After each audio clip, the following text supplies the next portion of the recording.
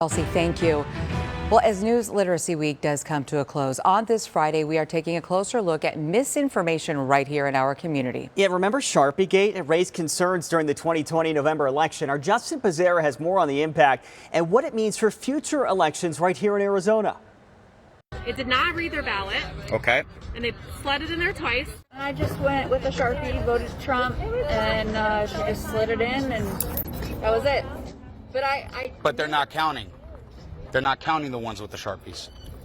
And so they're forcing people to use the Sharpies, and those votes aren't being counted. Right. That's what's going on. So people are coming here to vote for Donald Trump, and those votes are all getting invalidated. You may remember this video. It went viral during the 2020 election after it was uploaded to social media. The claim, ballots marked with a Sharpie marker were not being counted or miscounted.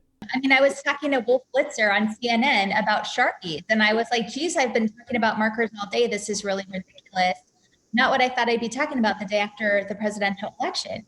It still is so utterly ridiculous to me that this was part of the conversation. Secretary of State Katie Hobbs remembers Sharpiegate very well. And the truth is, in the past, Sharpies were banned at voting centers because they could bleed through the paper.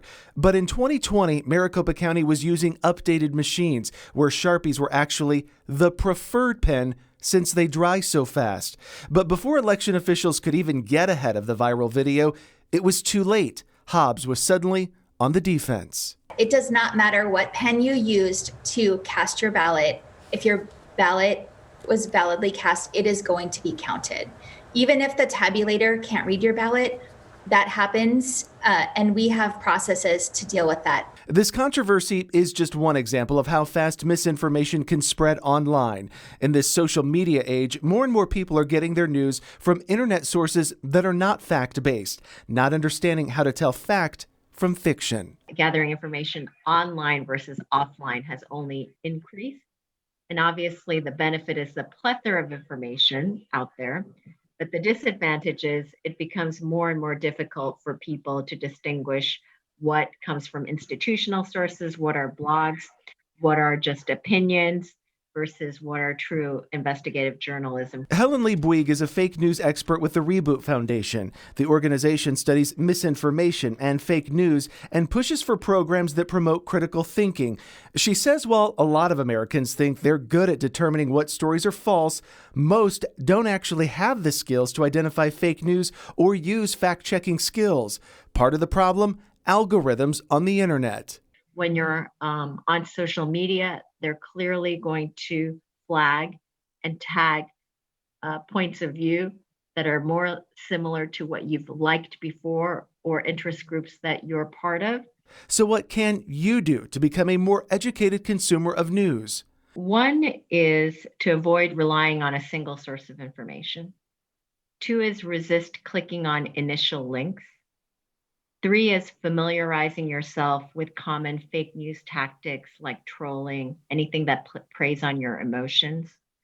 And 4th is recognizing materials that are designed to persuade. For Hobbs, the video is not going viral anymore, but the damage is still there. Well, I mean, I think we're still dealing with the aftermath of Sharpiegate and much other misinformation that was spread post-election. Weeks ago, the Arizona Senate subpoenaed Maricopa County, demanding an audit of the 2020 presidential election results. The Senate asked for access to all ballots and pushed for a recount, something Hobbs says is not even legal or feasible for her team. The bottom line is none of this should be necessary. It's become necessary because of people, including elected leaders, who have continued to spread this misinformation that has undermined people's trust and confidence in the system. Just this week, Maricopa County and the Senate came to a compromise. The Board of Supervisors voted to approve an audit of the tabulation equipment. 2 independent firms will perform the audit. To date, no court or election official has found evidence of widespread fraud or an issue with Sharpies. In Phoenix, Justin Pizzera, ABC 15, Arizona. 6